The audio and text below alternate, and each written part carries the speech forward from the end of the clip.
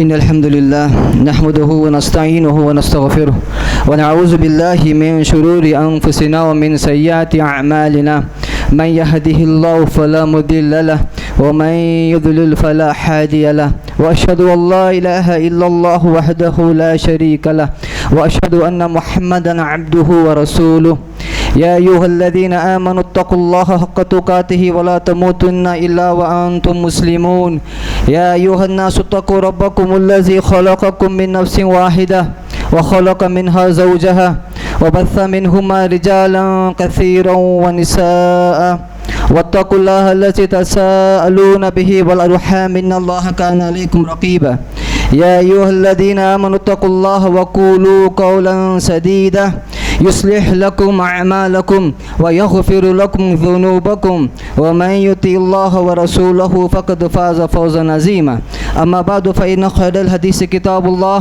व ख़ैरल हदी हदी मुहम्मदिन सल्लल्लाहु अलैहि वसल्लम व शर्रल उमूरि मुहदसातुहा व कुल्लु मुहदसतिन बिदअह व कुल्लु बिदअतिन ज़लालह व कुल्लु ज़लालतिन फ़िन्नार फ़अऊज़ु बिल्लाहि समीइल अलीम मिनश शैतानिर रजीम मिन हम्ज़िहि व नफ़्ख़िहि व नफ़्सी यौम नक़ूलु लिजहन्नम हल इम्तलअत व तक़ूलु हल मिन मज़ीद व उज़्लिफ़तिल जन्नतु लिलमुत्तक़ीन गैर बईद हाज़ा मा तुअदून लिकुल्लि अव्वाबिन हफ़ीज़ मन ख़शियर रहमान बिल गैबि व जाअ बिक़ल्बिन मुनीब उदख़ुलूहा बिसलाम ज़ालिका यौमुल ख़ुलूद वक़ाल अल्लाहु तबारक व तआला फ़ी क़ुरआनिल मजीद अऊज़ु बिल्लाहि मिनश शैतानिर रजीम वमा ख़लक़तुल जिन्ना वल इंसा इल्ला लियअबुदून वक़ाल अल्लाहु तबारक व तआला इक़रा बिस्मि रब्बिकल्लज़ी ख़लक़।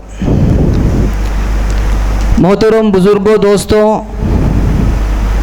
नौजवानान इस्लाम, बाइज़्ज़त माएँ और बहनें और प्यारे बच्चों, हर किस्म की तारीफ़, हर किस्म की हम्द और सना उस अल्लाह रब्बुल आलमीन के लिए ही लायक और ज़ेबा है, जो अल्लाह रब्बुल आलमीन सारी कायनात का ज़र्रे ज़र्रे का पालनहार माबूद बरहक़ है। अनगिनत दुरूद और सलाम नाजिल हो तमाम अंबिया इकराम पर, बिलखुसूस हमारे आपके बल्कि सारी कायनात के प्यारे नबी, आखिरी नबी जनाब अहमद मुजतबा मोहम्मद मुस्तफ़ा सल्लल्लाहु अलैहि वसल्लम पर, जिनके बाद कोई नबी आने वाला नहीं। आप पर नबुवत का दरवाज़ा हमेशा हमेशा के लिए बंद हो गया। बुज़ुर्गान मोहतरम, खुतबे मसनूना के बाद जो आयत में आपके सामने तिलावत की, सूरह का नंबर 50.1 सूरह अज़्ज़ारिया है, आयत का नंबर 50.6 है। सिर्फ एक आयत में आपके सामने सूरह अज़्ज़ारिया से तिलावत की, जिसमें अल्लाह रब्बुल आलमीन हम सब को अपनी कामयाबी का राज बताना चाहता है, अपने कामयाबी का मेयार बताना चाहता है।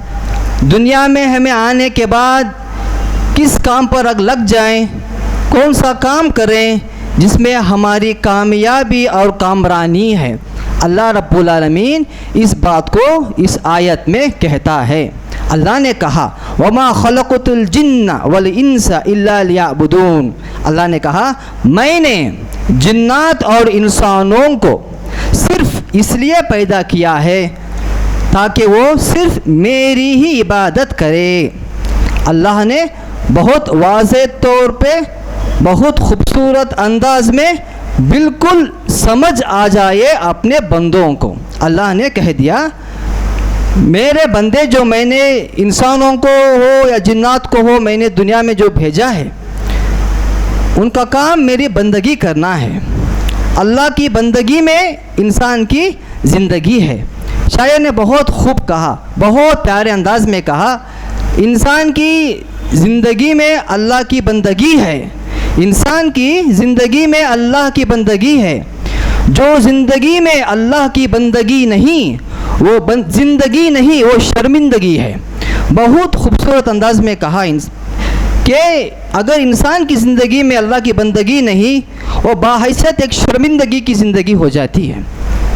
अब कोई भी दुनिया में काम क्यों ना हो, कोई भी काम, छोटे से छोटा बड़े से बड़ा काम क्यों ना हो, काम का सक्सेस, काम का रिजल्ट जब भी अच्छा निकलेगा जब काम करने वाले को मालूम हो जाए कि ये किस मकसद से काम कर रहा है और एक काम करने का मतलब क्या है, मकसद क्या है, इसका टारगेट क्या है, इसके ज़िंदगी का एजेंडा क्या है।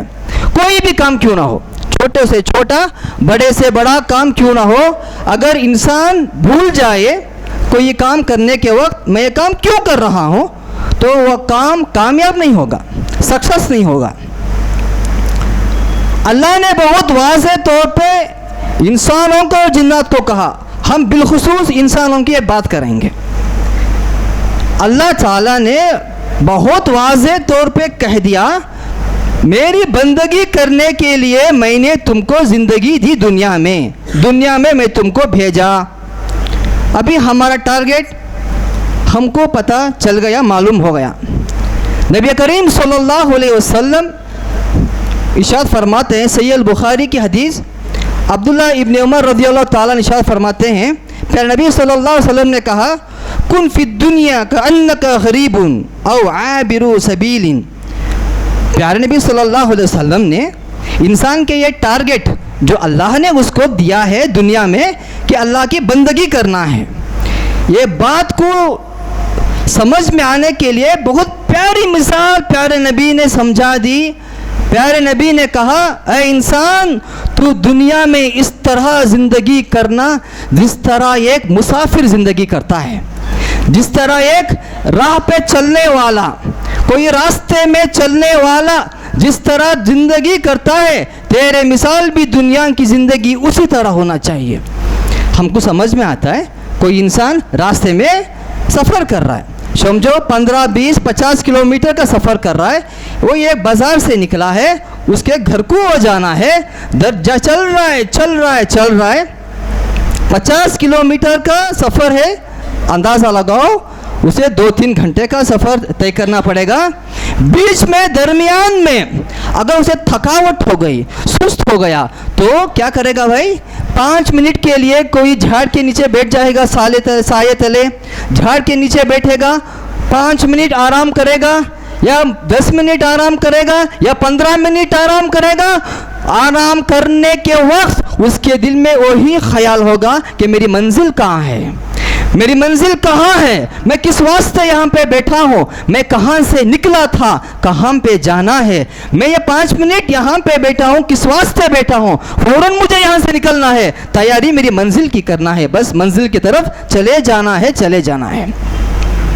प्यारे नबी ने ये मिसाल ये एक मुसाफिर की दी एक इंसान को, इंसान तो दुनिया में उस तरह ज़िंदगी करना, वो एक मुसाफिर है। अल्लाह रब्बुल आलमीन ने ये हदीस को समझने के लिए अल्लाह रब्बुल आलमीन ने कुरान मजीद में इरशाद फरमाया, क्या इरशाद फरमाया, सुम्मा इलैना तुरजाऊन। अल्लाह क्या कहा, तुमको हमारी तरफ लौट के आना है। लौट के आने का मतलब क्या हुआ, हम जहाँ से निकले थे वहीं पे वापस जाना है, लौट के जाना है। सुम्मा इलैना तुरजाऊन, तुम बस हमारी तरफ लौट के आना है। हम निकले अल्लाह से, हम आए थे, दुनिया में ज़िंदगी कर रहे हैं, लौट के अल्लाह ही के पास जाना है। अल्लाह ने कहा। अब सोचो, दुनिया में हमें ज़िंदगी कर रहे हैं, ये दुनिया की ज़िंदगी का वक्त हो, इसकी मिसाल हो, वो मुसाफिर की 5 मिनट की आराम करने की जगह जिस तरह थी, एक झाड़ के तले 5 मिनट आराम किया, बस निकल गया, अपनी सफ़र को तलाश करते निकल गया। ये दुनिया में हम आए हैं बाहैसियत एक मुसाफिर के, अल्लाह से सफ़र शुरू किया था, अल्लाह से सफ़र फिर ख़त्म होगा। जो 5 मिनट की जो ज़िंदगी है, बस दुनिया में हम इस तरह आराम कर रहे हैं। अभी सुनो, हमारे ज़िंदगी का मकसद तभी कामयाब होगा जब हम क्या समझेंगे, हमारा टारगेट क्या है भाई, आखिरत को बनाना है, आखिरत को संवारना है, आखिरत को बनाने के लिए, संवारने के लिए दुनिया को इस्तेमाल करना है। आखिरत को बनाने के लिए दुनिया को इस्तेमाल करना है, ये हमारा मकसद है। हम दुनिया को बनाने के लिए नहीं आए, आखिरत को बनाने के लिए आए। इस्तेमाल कहाँ करना? दुनिया में तैयारी, दुनिया का इस्तेमाल करते हुए आखिरत की तैयारी करना है। कितनी वाज़ेह तौर पे हमको समझ में आ गया। एक छोटी सी मिसाल भर के मैं अपने बात को आगे चलाता हूँ। बहुत अच्छी सी प्यारी सी मिसाल। दुनिया में रहते हुए, दुनिया को इस्तेमाल करते हुए, दुनिया में ज़िंदगी करते हुए तैयारी आखिरत की करना। मतलब क्या हुआ? जैसा कि एक मुसाफिर वो झाड़ के साये को सिर्फ 5 मिनट के लिए वो आराम लेता है, झाड़ के नीचे बैठ के झाड़ को संवारने की कोशिश नहीं करता, झाड़ को बनाने की संवारने की कोशिश नहीं, सिर्फ उसका काम कितने हद तक था उतना फ़ायदा उठाया, झाड़ से निकल गया वहाँ से वो। बस हम फ़ायदा दुनिया से उतना ही उठाना जितना हमको ज़रूरी है। किसके लिए ज़रूरी? आखिरत की कामयाबी के लिए, आखिरत को बनाने के लिए दुनिया कितना लेना है, बस दुनिया उतना ही लेना, दुनिया से दिल उतना ही लगाना है। बस आखिरत के लिए कितनी ज़रूरत पेश आए, दुनिया उतना ही बस दिल से लगाना है।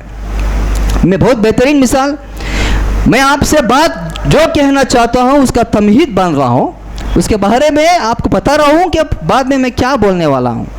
मोहतरम सामाइन इकराम, मोहतरमा बहनें, माएँ, गौर से सुनना। हम जब खाना खाते हैं, खाना खाने के वक्त जो हमारे प्लेट में, बासन में खाना होता है एक मिक़दार में होता है, समझो 3-4 चम्मच होता है या 5 चम्मच होता है।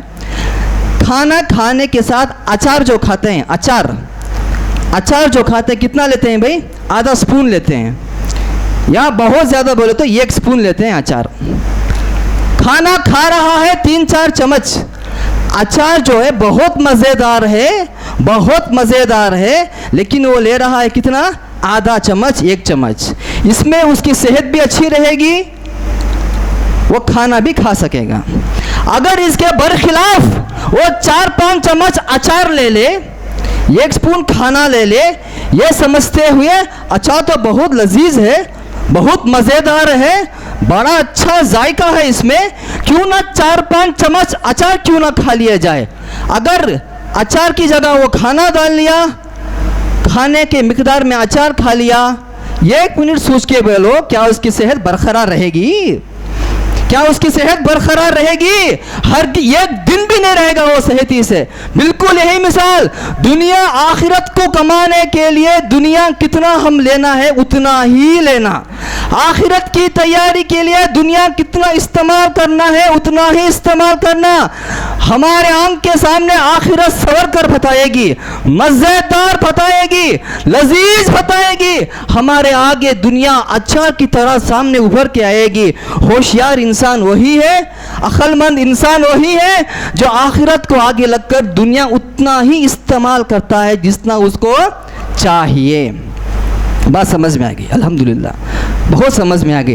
अगर कोई इंसान दुनिया को कमाने लग गया, जिस तरह कोई इंसान 4-5 स्पून जो है, 4-5 प्लेट अगर कोई इंसान अचार खा लिया, जिस तरह उसको ज़िंदगी करना मुश्किल हो जाएगा, सेहत बिगड़ जाएगी, उसी तरह अगर कोई इंसान दुनिया को हद से ज़्यादा इस्तेमाल कर लिया, उसकी आखिरत बिगड़ कर रह जाएगी, बिगड़ जाएगी, कोई डाउट नहीं, कोई शक नहीं।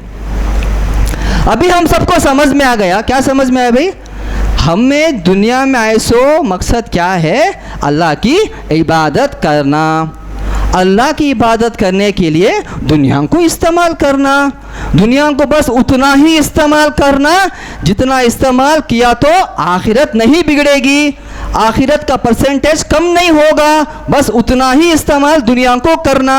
अभी वो इंसान ज़िंदगी करना, अल्लाह की इबादत करना बोले तो वक्त 5 वक्त नमाज पढ़ना है, रोज़े रखना है, दीगर काम करना है। अभी उसको क्या चाहिए भाई? सेहत चाहिए। सेहत चाहिए तो क्या करना? इंसान कमाना है, खाना खाना है, खाना खाना बोलो तो कमाना है, कमाना बोलो तो काम करना है। बस ये हद तक दुनिया हम कमा रहे हैं, किस लिए? आखिरत को संवारने के लिए। हम ड्यूटी पे जा रहे हैं, किस लिए? हमारी नीयत क्या है? आखिरत को संवारना। हम जो अचार चाटते हैं किस लिए? 2 निवाला ज़्यादा खाना, इसके वजह से नहीं। जब बच्चों को खाना खाने नहीं होता, अम्मी अब्बा बोलती बेटा अचार चकले खा बेटा, अभी 2 निवाला ज़्यादा खाई जा। अल्लाह अकबर, क्या मिसाल है। माँ बोलती है, अबूजन बोलते हैं बेटा अचार चकले खा, क्या वजह से? 2 निवाला ज़्यादा खाई जा। बिल्कुल इसी तरह दुनिया को इस्तेमाल ऐसा करो आखिरत ज़्यादा से ज़्यादा कमा सको, ज़्यादा से ज़्यादा कमा सको। हमारी दुनिया की ज़िंदगी का हर मरहला, हर सेकंड बस आखिरत को कमाने का है, आखिरत को सजाने का है। इसीलिए हमारी ये जद्दोजहद, दुनिया का काम, व्यापार हो, जॉब हो, फलाह हो, जो भी हम कर रहे हैं बस आखिरत को संवारने के लिए हम करना है। ये मकसद हमारा हो गया तो इंशाअल्लाह दुनिया में भी कामयाब, आखिरत भी कामयाब। बात आगे लेके चले होंगे। अभी अल्लाह की इबादत करना बोलो तो इल्म होना नहीं होना भाई? क्या बगैर इल्म के अल्लाह की इबादत कर सकते हैं क्या? अभी हाल क्या है दुनिया में, इंसान अगर कोई भी काम करना पड़ता है, चाहे पान खाना क्यों ना हो, सबसे छोटा काम पान खाता है, सबसे छोटा काम अपने टायर में हवा डालता है, सबसे छोटा काम मोबाइल का रिचार्ज करता। दुनिया का कोई भी काम इंसान क्यों ना करे बगैर इल्म के नहीं करता। दुनिया में कोई भी काम इंसान, मर्द हो या औरत हो, कोई भी काम क्यों ना करे बगैर इल्म के नहीं करता। रिचार्ज करना बोले तो 100 आदमियों को पूछता, हवा भरना बोले तो 100 आदमियों को पूछता। जो भी काम दुनिया में करना इल्म लेके, तजुर्बा लेके, पूरे तैयारी के साथ दुनिया का काम करता। अफसोस से कहना पड़ रहा है अल्लाह की बंदगी वो बगैर इल्म के साथ करता, बगैर तैयारी के साथ करता। दुनिया का हर काम इल्म के साथ करता है, अल्लाह की बंदगी बगैर इल्म के, बस उसका दिल जैसा चाहा वैसा करता। ना उसको शौक है, ना उसको खौफ है। अरे मैं जो काम कर रहा हूँ, अल्लाह की इबादत कर रहा हूँ, अल्लाह की बंदगी कर रहा हूँ, क्या तरीका है करने का? क्या मेरे पास इल्म है क्या? नहीं। बहुत अफसोस के साथ कहना पड़ता है बगैर इल्म के, लापरवाह होके अल्लाह की इबादत, दुनिया का काम बहुत होशियारी से करता है। जो दुनिया की ज़िंदगी वो 5 मिनट की तरह है, जो मुसाफिर झाड़ के नीचे बैठता है। अभी बगैर इल्म के अल्लाह की इबादत हम नहीं कर सकते, अल्लाह को नहीं पहचान सकते। अगर अल्लाह की मारिफत रहना है, अल्लाह को हम पहचानना है तो इल्म होना ज़रूरी है, ज़रूरी है। कौन बोले भाई, कौन बोले भाई ये बात? देखो दुनिया में बहुत सारे मज़ाहिब हैं, हज़ारों की तादाद में, 4000 5000 बहुत सारे मज़ाहिब हैं दुनिया में, लेकिन कोई मज़हब, उनकी किताब जो भी हो, कोई किताब के अंदर इतना इल्म के ऊपर चर्चा नहीं है जितना कुरान मजीद में इल्म के ऊपर चर्चा है। इस बात का सबूत कुरान मजीद की सबसे पहली आयत, इक़रा बिस्मि रब्बिकल्लज़ी खलक़। नबी करीम सल्लल्लाहु अलैहि वसल्लम को जब सबसे पहले वही आई गार हिरा में, हज़रत जिब्राइल अलैहिस्सलातु वस्सलाम जब वही लगा, सबसे पहले वही कौन सी, किस बात के ऊपर दलालत करी भाई? इल्म के ऊपर दलालत करी, इल्म के ऊपर दलालत करी। सारे आसमानी किताबों में से सबसे अफजल किताब कुरान मजीद, सबसे पहली आयत क्या है? इल्म है। सारे पैगंबरों में से सबसे आला तरीन, बुलंद तरीन, सबसे हसीन, सबसे अजीम पैगंबर मोहम्मद रसूलुल्लाह सल्लल्लाहु अलैहि वसल्लम, उनको सबसे पहले कौन सा हथियार मिल रहा है? इल्म का हथियार मिल रहा है। अल्लाह जानता था ना मैं नबी को दुनिया में बतौर पैगंबर, नबी और रसूल बना के भेज रहा हूँ, बहुत बड़ी जिम्मेदारी दे के भेज रहा हूँ मैं, छोटी मोटी जिम्मेदारी नहीं।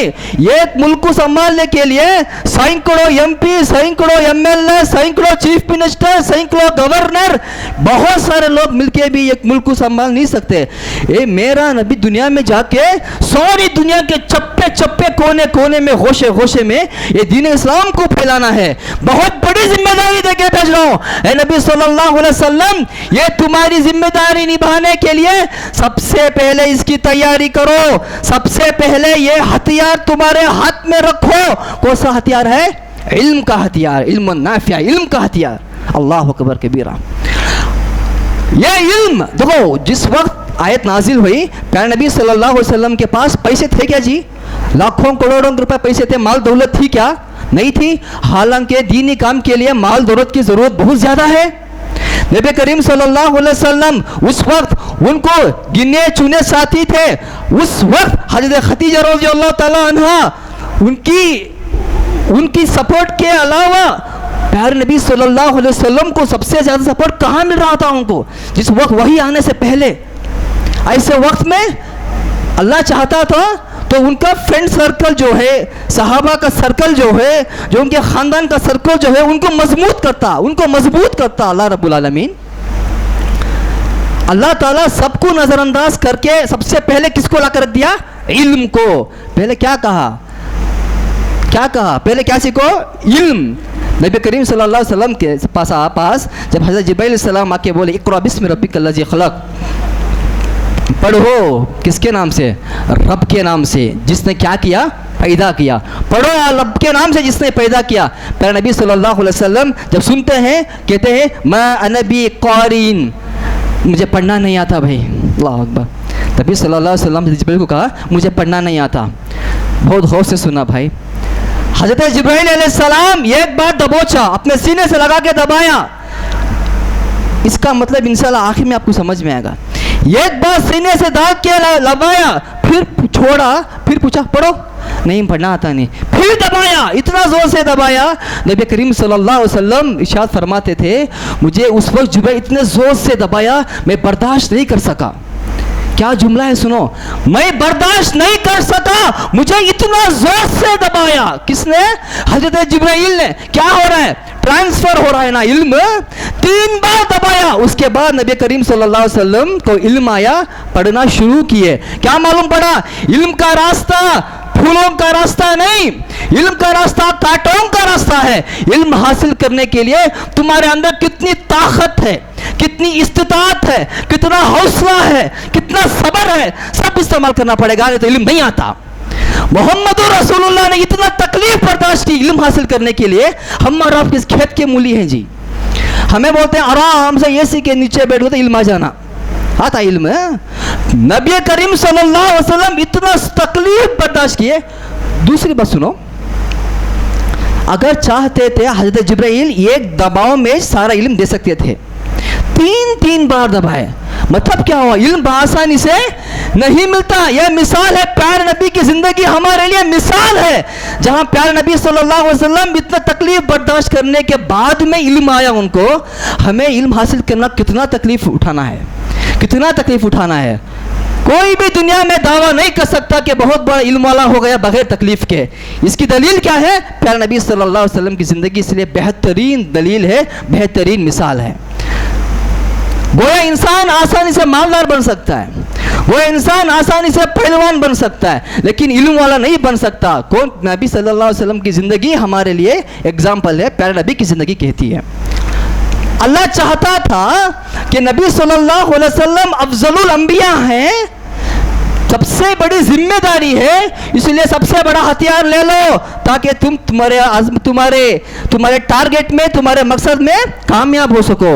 अल्लाह ने बिल्कुल इसी तरह ये इंसान को अल्लाह ताला क्या दिया भाई? इल्म दिया। अल्लाह चाहता था ये मुसलमान दुनिया में जाकर सर बुलंदी के साथ जिए, मुसलमान दुनिया में जाकर सारी दुनिया पे हुकूमत करे, मुसलमान दुनिया में जाकर उसका वकार का क्या कहना, उसकी इज्जत का क्या कहना, मेरे बंदे की इज्जत दुनिया आसमान में कामयाब हो जाए। अल्लाह चाहता था।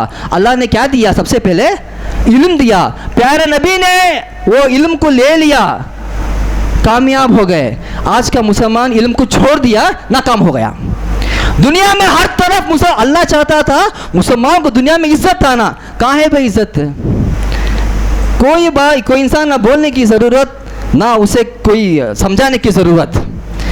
हमारी इज्जत की जगह दुनिया में हम जिल्लत बर्दाश्त कर रहे हैं। कौन पूछ के देखने वाले हैं दुनिया में मुसलमानों को? इल्ला माशाअल्लाह। क्या वजह है? जो हथियार अल्लाह ने दिया था, मुसलमान ने वो हथियार को इनकार कर दिया। मुसलमान पैसे के पीछे लग गया। हालांकि पैसा ज़रूरी है, लेकिन सबसे अव्वलीन दर्जे में इल्म होना चाहिए। अल्लाह ने जो सिस्टम रखा है वही सिस्टम से अगर हम आएंगे तो हमारी कामयाबी इंशाअल्लाह ज़रूरी है।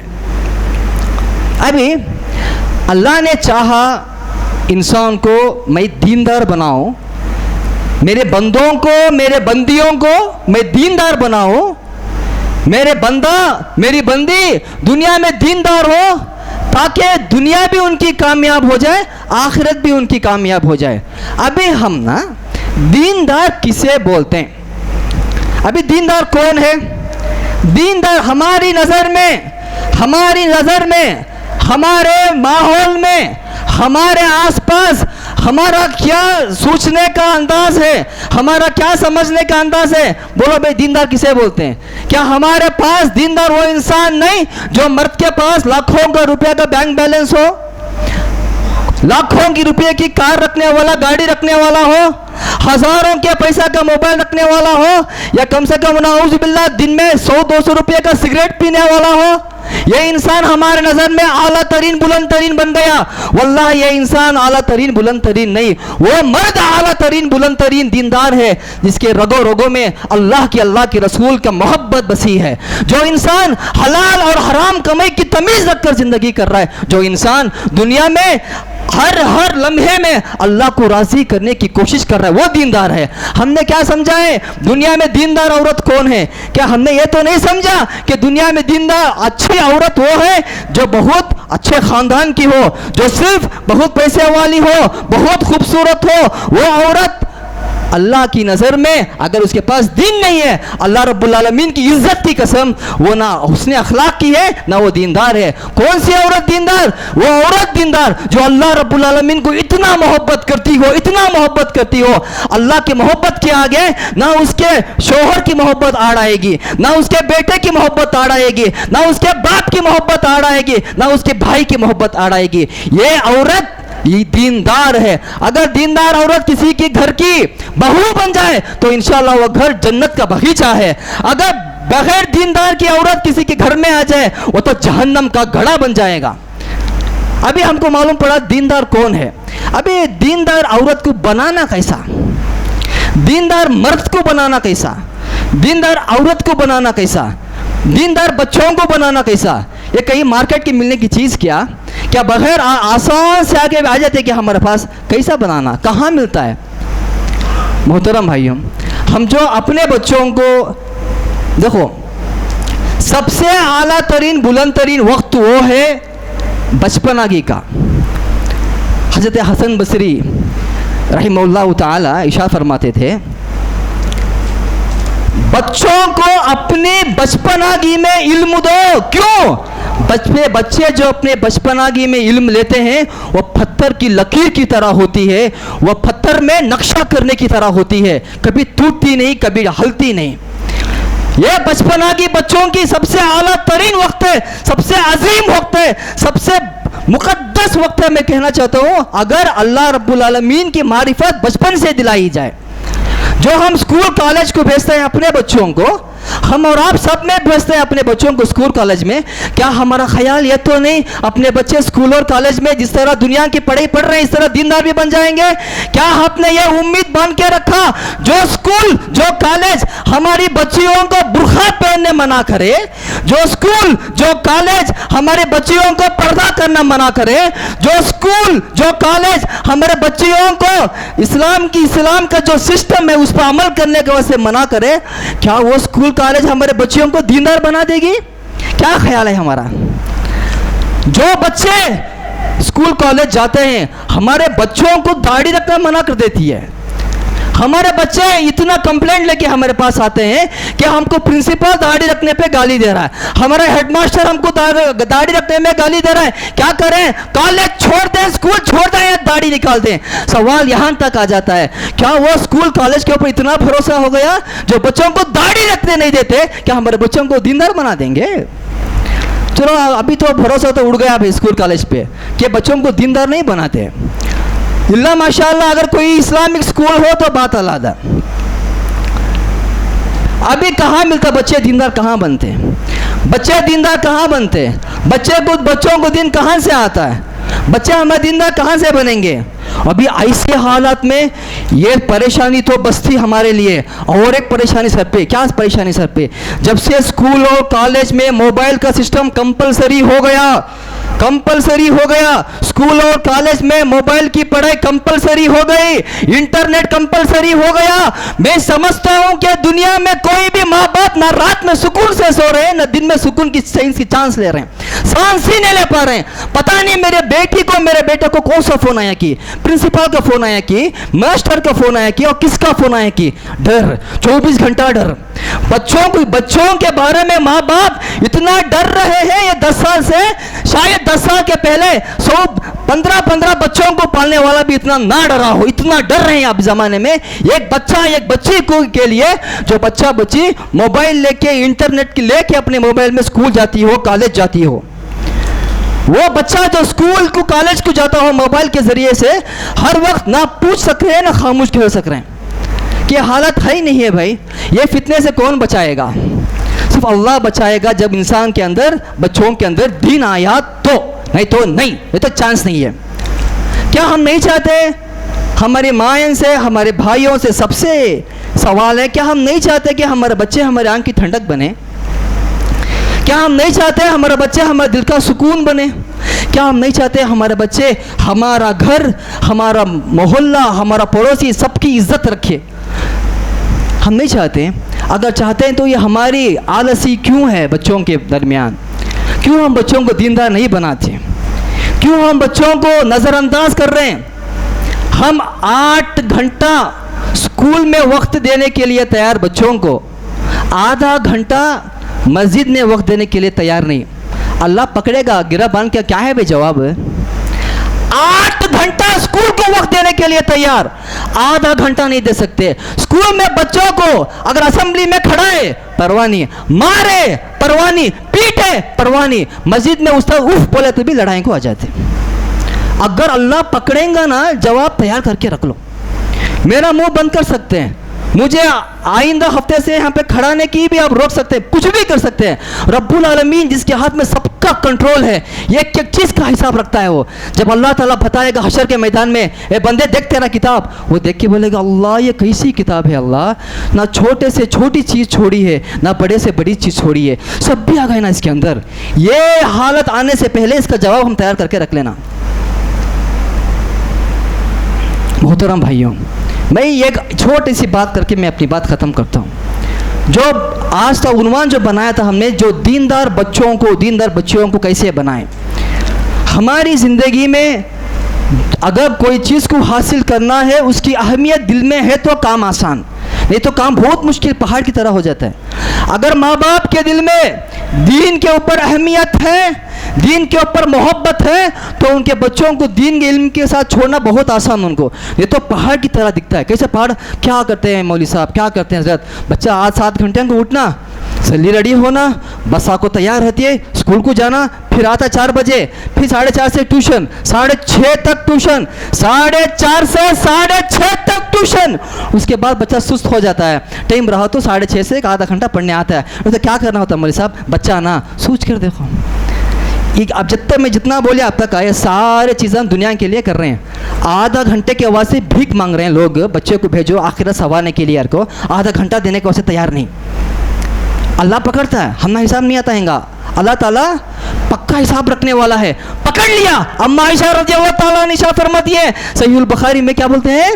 अगर अल्लाह ताला ने पकड़ लिया, तूने ऐसा क्यों किया? नबी सल्लल्लाहु अलैहि वसल्लम फरमाए, बर्बाद हो गया वो। मालूम है, हदीस है जी। नबी सल्लल्लाहु अलैहि वसल्लम बोले, अम्मा आयशा रज़ियल्लाहु अन्हा बोले, प्यारे नबी ने क्या बोला? अगर हशर के मैदान में अल्लाह पकड़ लिया, तूने ऐसा क्यों किया? 8 घंटा दुनिया की पढ़ाई को देता,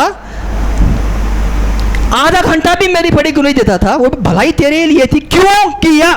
सवाल देखो हदीस का सवाल देखो, क्यों किया? हदीस खत्म। बाद प्यारे नबी ने बोला बर्बाद हो गया वो। ये नहीं बोला कि वो जवाब सोच के देगा फला, कुछ भी नहीं। अल्लाह पकड़ा तो ये बर्बाद हो गया। अभी हमारी ज़िंदगी में कितने सवाल हैं कि अल्लाह पकड़ने के। अल्लाह हम सबकी हिफाजत करे, आमीन। अभी आखिरी बात मैं बोलता हूँ, मैं एक बात बोल के मेरी बात को ख़त्म करता हूँ इंशाअल्लाह अज़ीज़। देखिए, एक सच्चा वाक़या बोलता हूँ, शायद आपका ज़मीर जाग उठे, आपकी आंख खुल जाए, जो नींद यहाँ पे आ रही है वो चले जाए। 10-15 साल के पिछले का वाक़या, आखिर में बोल रहा हूँ कि बहुत ज़रूरी बात। 10-15 साल का पहले का वाक़या, हम एक मीटिंग में थे, बहुत बड़े बड़े उलमाए कराम थे, मदनी आलिम थे, बड़े बड़े उलमाए कराम, हुफ़ाज़ इकराम थे। यहाँ का माशाल्लाह मदरसा का भी बहुत स्टाफ था, मस्जिद का भी बहुत स्टाफ था, स्कूल का भी स्टाफ था, सारे मीटिंग कर रहे थे। उस हाल में नाचीज़ भी वहाँ पे मौजूद था।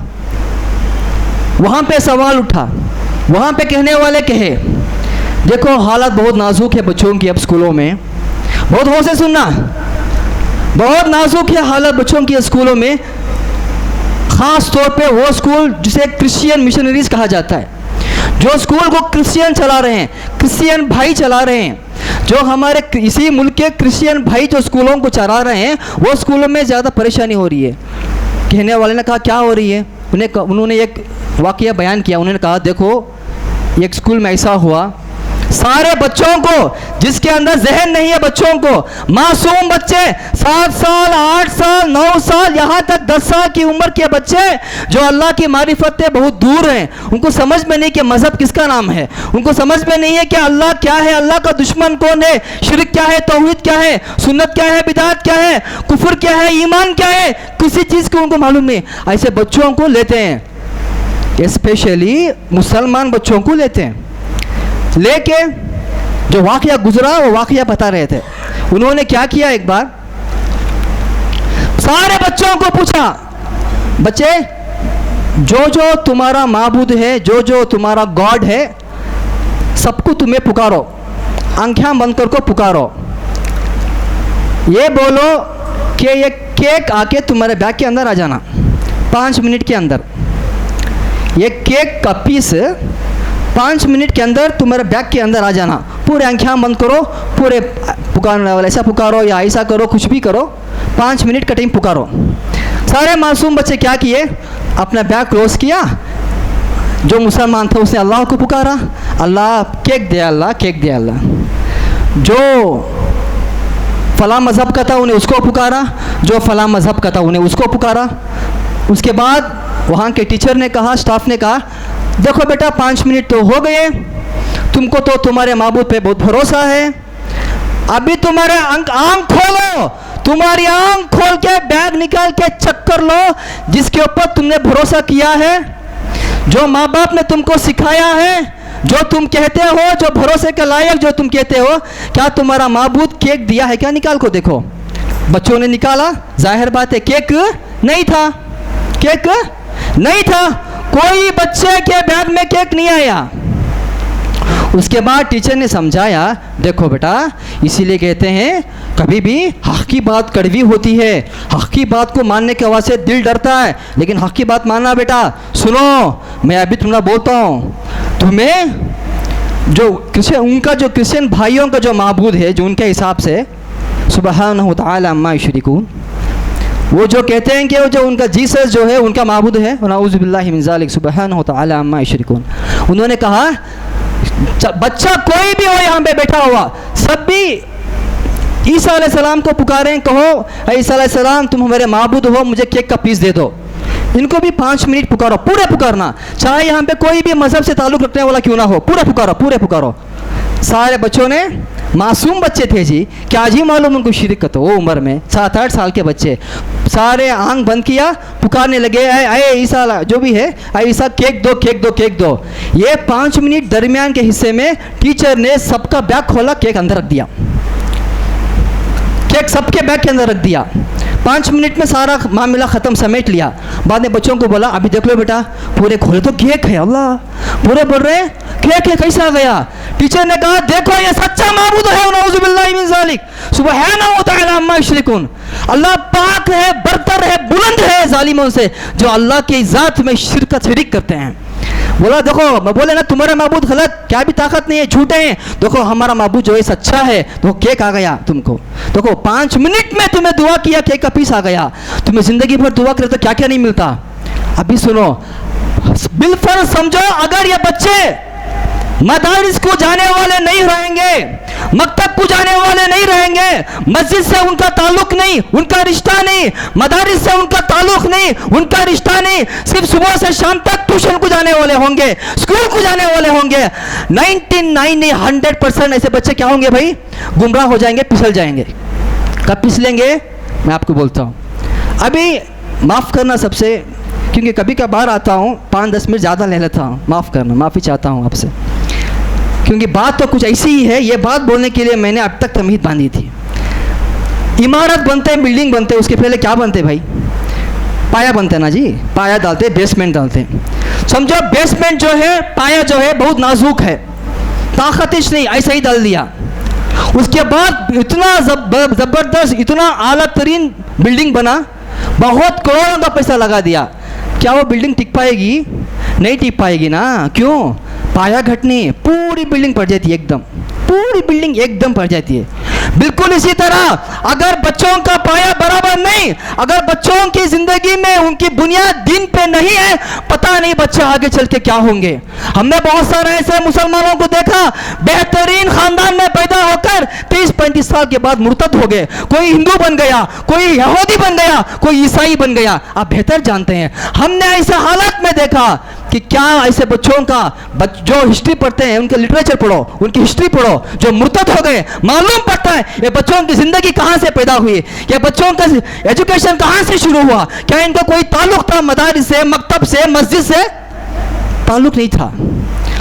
2 केसेस मिलेंगे आपको। ऐसे बच्चे छोटे बचपनागी में अगर तुम्हें ये बच्चों को अल्लाह के दिन से रोके, अल्लाह के घर से रोके, मदारिस से रोके, मकतब से रोके, हम दुनिया में रहेंगे ना रहेंगे। आज से 50-60 साल के बाद दुनिया हम कौन रहता कौन नहीं रहता किसे मालूम है। हमारे बच्चे 2 केसेस उनके सामने आएंगे। बड़े होकर अगर बचपन से हमको दीन नहीं सिखाया हम उनको, या वो बड़े होते होते मुर्तद हो जाएंगे, इस्लाम को छोड़ देंगे, नहीं तो वो क्या होंगे? मुनाफिक हो जाएंगे।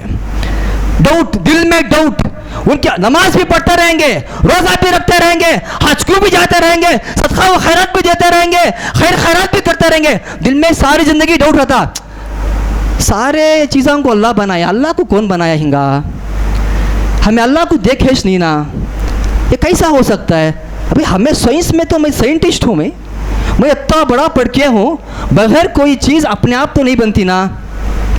अब अल्लाह भी कैसा बन गया हिंगा अपने आप? क्या कि अल्लाह को बनाने वाला हिंगा? नऊज़ु बिल्लाहि मिन ज़ालिक। ये मुनाफिकत हमने पाई है बेहतरीन इंसानों में, बेहतरीन इंसानों में हमने पाई है मुनाफिकत। हमने सुना है बा इसके बावजूद के वो नमाजी है, इसके बावजूद के रोजेदार है, इसके बावजूद के वो हाजी है, उम्रा करने वाला, बहुत बड़ी दाढ़ी रखने वाला क्यों ना हो, क्या कहता है? क्या कि मौली साहब अल्लाह कैसा आया हिंगा? मौली साहब अगर ये सवाल नहीं आना है तो ये इंसानों का हिस्ट्री देख लो, लिटरेचर देख लो, पढ़ के देख लो। बचपन में दीन की समझ अगर नहीं डाले, दीन की दावत हमें नहीं सिखाए, दीन क्या है हमको नहीं समझाए, अल्लाह की मारिफत नहीं दिए, बच्चे आगे चलकर नहीं तो मुर्तद होंगे नहीं तो मुनाफिक होंगे। अल्लाह रब्बुल आलमीन से हम दुआ करते हैं, अल्लाह रब्बुल आलमीन हम सबको दीन की सही समझ अता फरमाए। हमारे गाँव में अल्हम्दुलिल्लाह बहुत छोटा सा गाँव, बहुत छोटा सा गाँव, थोड़ी छोटी मोटी कोशिश हो रही है कि हम बच्चों का मकतब रख के बच्चों को हम दीनदार बनाएं। क्यों? एक मकतब, सुनो हो से, एक मकतब, एक मदरसा जहां पे बच्चों की तालीम होती हो, यह 1000 मस्जिद से बेहतर है, यह 1000 मस्जिद से बेहतर है। पूरे गौर फिक्र से मैं बात कर रहा हूं।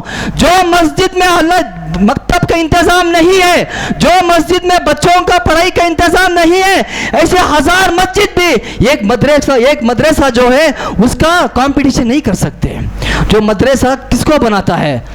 मदरसा किसको बनाता है? दीनदार लोगों को मदरसा बनाता है, जिसमें अल्लाह रब्बुल आलमीन की मारिफत के बारे में सिखाया जाता है।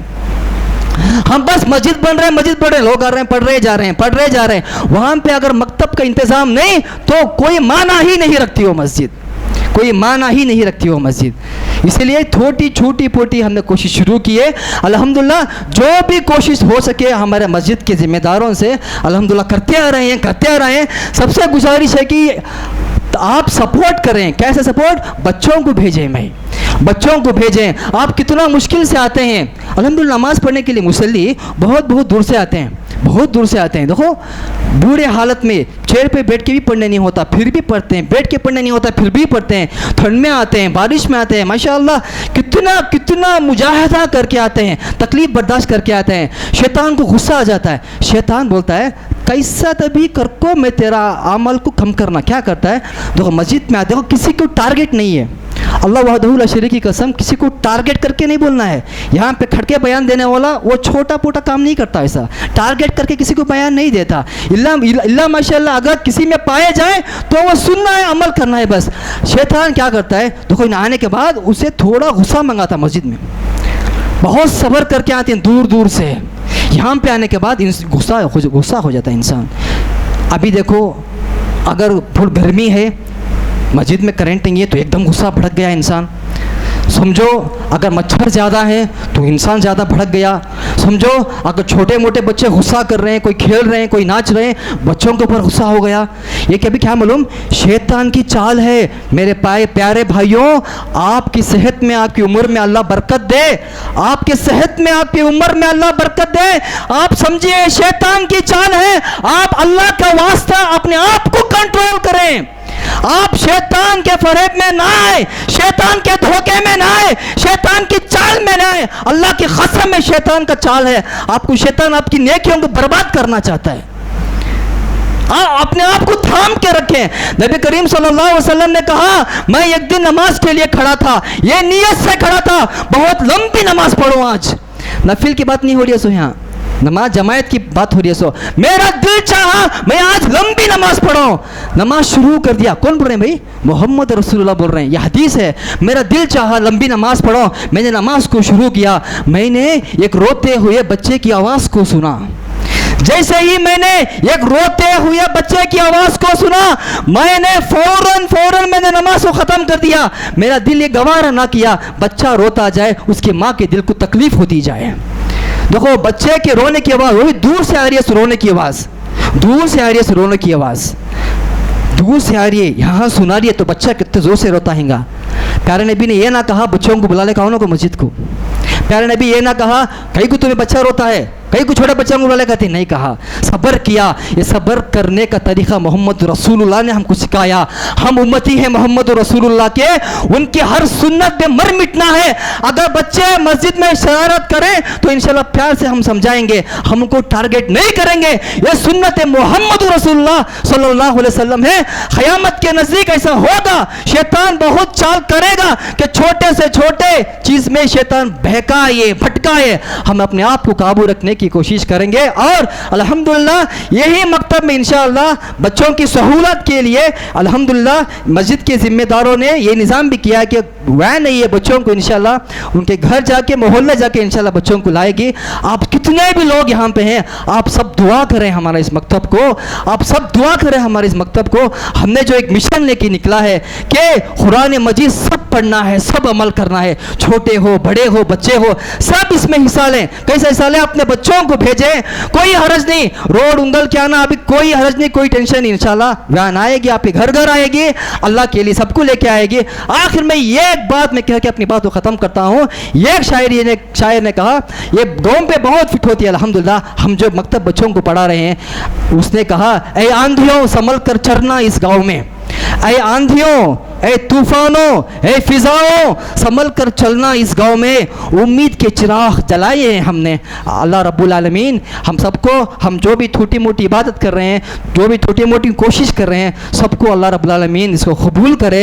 हमारे दिल में, हमारी ज़िंदगी से अल्लाह रब्बुल आलमीन रियाकारी को, दिखावे को निकाल दे। सिर्फ अल्लाह को राज़ी करना, अल्लाह के लिए जीना, अल्लाह के लिए मरना, यही हमारा मिशन हो। सुब्हान रब्बिक रब्बिल इज़्ज़ति अम्मा यसिफून व सलामुन अलल मुरसलीन वल्हम्दुलिल्लाहि रब्बिल आलमीन।